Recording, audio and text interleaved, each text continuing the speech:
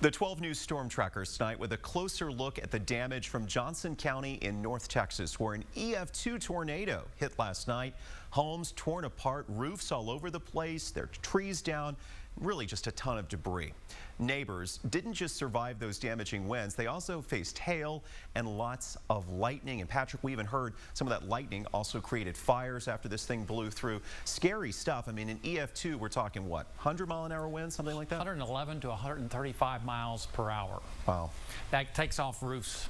This was the line that you were, looking at it. It missed us. It just clipped the lakes area this morning at roughly around 8 o'clock this morning and then zipped off to the east, and it produced widespread tornadoes over towards South Carolina, confirmed tornadoes over that way also. So, yeah, it just modeling kind of whiffs around and kind of jostles on how it handles the line. Some of those models are bringing that on into the lakes area. Just clipped the lakes area and then really took off over towards Louisiana and Mississippi. Low-level cloudiness out there now and tons of moisture. Get used to it. We're on our way. This is at Education First Federal Credit Union in downtown Beaumont, looking at low clouds, maybe a little bit of fog there at Packard-LaPrade on the Roofing 911 Skycam network. No rain today here in Beaumont, and for the month, let's see, we are down almost a ½ an inch, and for the year we have picked up all of 6.53 inches of rainfall. That's down about 6 inches, should be closer to 12.5 or thereabouts. And it looks like no rain is expected coming up for the next 5 days across southeast Texas. May start to see better chances as we work on into early next week. These are very preliminary numbers. Of course, you'll see adjustments when you're talking 4, 5, 6 days out.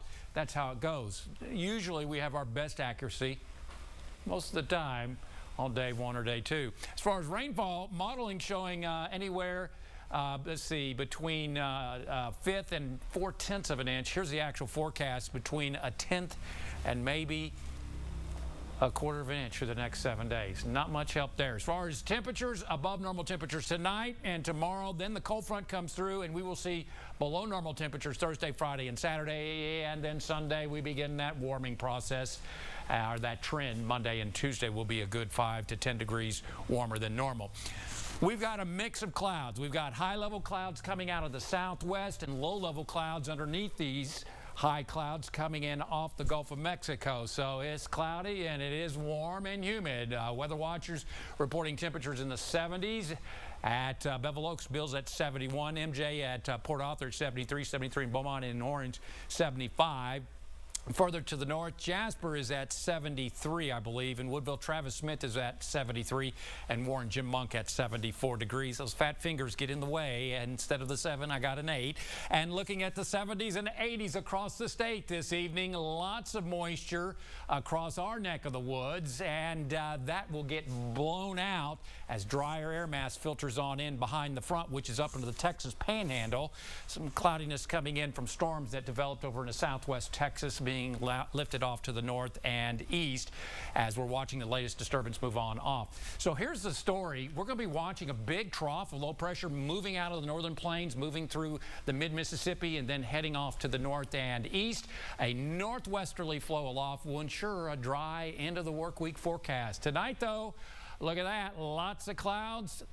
A lot of us not getting out of the 70s, and the low clouds will stick around in the morning, and then here comes that cold front, and that will turn our winds to the northwest and then drive the clouds out. Not going to go with any rain, modeling a little too sensitive, but I think we'll get into the 80s area-wide. On the Gulf of Mexico, choppy seas around 2 to 4 feet as winds shift west at 15 to 20 knots. Our forecast tonight, mostly cloudy with patchy morning fog, south winds, and lows mid-60s lakes, closer to 70 in the triangle. Then tomorrow, winds will turn to the northwest, increase. We'll see the clouds dissipate, and we'll see lots of sun by mid to late afternoon, highs low to mid 80s.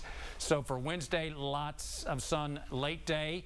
Beautiful weather coming up Thursday, Friday, Saturday, and Sunday. Lows in the 40s coming up Friday and Saturday morning. Highs back into the 80s by Sunday. Monday and Tuesday, a low probability of rain, but don't be surprised if we have to elevate those showers and storms, at least the chances, and that will continue through Wednesday. And then as we head towards Good Friday, maybe a little dry weather.